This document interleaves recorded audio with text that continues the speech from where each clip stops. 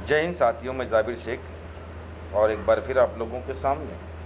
और आज का जो मेरा मुद्दा है, हम बात करेंगे कोरोना के ऊपर से कि कोरोना पैदा कहाँ हुआ। तो उसका जवाब ये है कि कोरोना पैदा हुआ चीन में। कोरोना दुनिया भर में फैला कैसे, तो उसका भी जवाब ये है कि मुल्कों के बीच सफ़र करने से। उसके बाद है कि मुल्कों के बीच सफ़र कैसे होता है, तो जाहिर सी बात है हवाई जहाज़ से होता है, प्लेन से होता है। और जहाँ जहाँ मुसाफिर उतरते हैं तो जाहिर सी बात है वो एयरपोर्ट पे ही उतरते होंगे। तो इसका मतलब ये हुआ कि कोरोना जिस किसी भी मुल्क में एंट्री लिया, चाहे वो भारत में हो चाहे और दूसरे भी किसी विदेशी मुल्क में हो, तो उसने एयरपोर्ट के ज़रिए ही हर ममालिक में फैला। और उसके बाद अगर देखे जाएँ तो हमारे देश में कुल इंटरनेशनल एयरपोर्ट की जो संख्या है वो 20 से ज़्यादा है। ये सारे एयरपोर्ट किसकी निगरानी में थे? ये केंद्र सरकार की निगरानी में। अब ये बड़ा सवाल है कि 20 एयरपोर्ट लॉकडाउन करना आसान था या पूरे देश को लॉकडाउन करना आसान? चीन में कोरोना की कहर की खबर दुनिया से पहली बार कब फैली? तो उसका जवाब ये है कि जनवरी में लॉकडाउन हो जाता तो देश की जो स्थिति है आज, जो एक भुखमरी का माहौल है, शायद ये नहीं होता। किसी ने क्या खूब कहा है कि गली से आवाज़ आई कि 100 रुपये में पूरा परिवार ज़िंदगी भर बैठकर खाए। बाहर निकल कर देखा तो चटाई बेचने वाला था। इसलिए कहा जाता है कि घोषणाएं और वादों से सावधान रहें, सोच समझ कर यकीन करें मेरे दोस्तों। उसके बाद अगर हम बात करेंगे तो जैसे 1957 में एक फ़िल्म आई थी जिसका नाम था मदर इंडिया, जिसमें सुनील दत्त साहब की अहलिया थी नरगिस जी। उसमें एक सीन था कि बैल की जगह पर वो अपने कंधों पर हल रखकर खेत जोत रही है।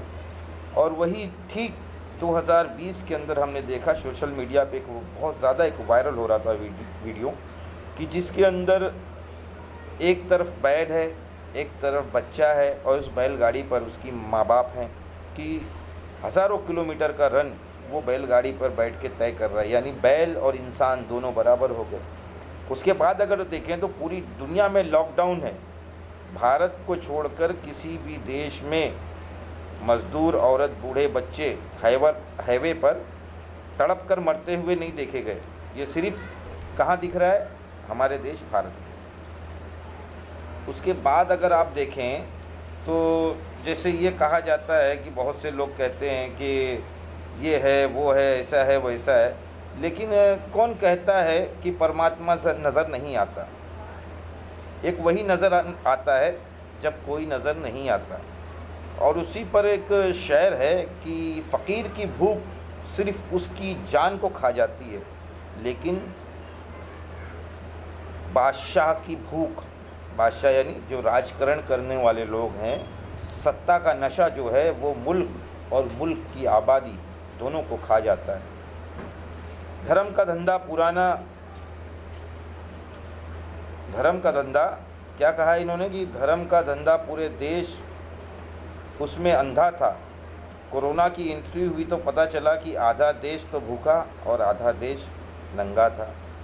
ये हो गई एक बात।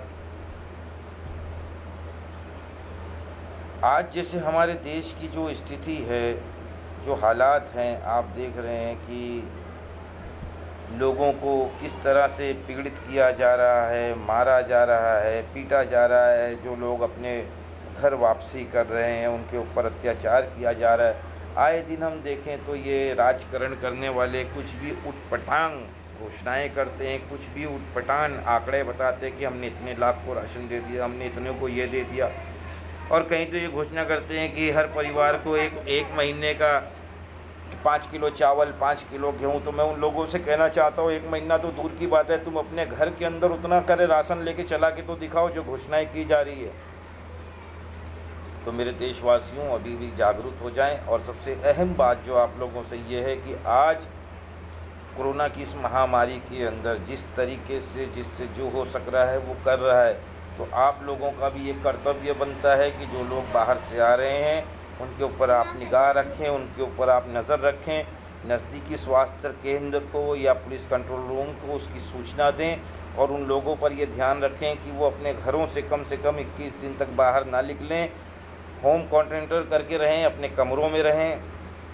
क्योंकि ये बीमारी अगर गांव में आ गई तो आप सोचें कि कितनी बड़ी महामारी आएगी। क्योंकि अब बीमारियां शहरों से गांव का रुख इख्तियार कर रही है। मैं बार बार अपनी वीडियो में ये चीज़ बोलता हूँ और बार बार लोगों को इस चीज़ से सावधान करते रहता हूँ कि मेहरबानी करके सावधानी बरतें और जो लोग शहरों से आ रहे हैं उनको कम से कम 21 दिन तक अलग थलग रखें, उनकी पहले जांच कराएं, उनको 21 दिन तक हर चीज़ खाने के लिए उनको हल्की गर्म दें, उनको ठंडी चीज़ें ना दें और हो सके तो उनको हर 2-2 मिनट के ऊपर जो पानी दिया जाता है वो गर्म पानी दें।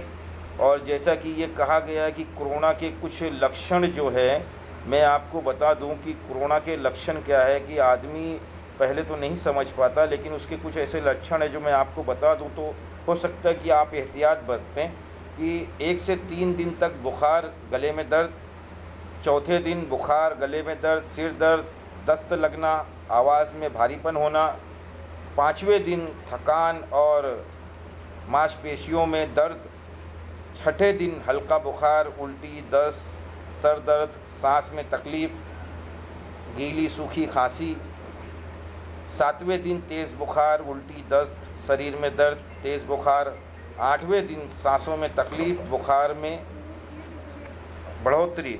तो ये सब चीज़, ये लक्षण जो है ये कोरोना के हैं। तो मेहरबानी कर कर आप लोग सावधानी बरतें और जो आपके एतराफ़ में, आपके आजू बाजू में जो लोग आते हैं उनको तुरंत पुलिस को या स्वास्थ्य केंद्र को जानकारी दें और उनको वो सारी जो एक गाइडलाइन बताई गई है उसको फॉलो करवाएं। जय हिंद साथियों।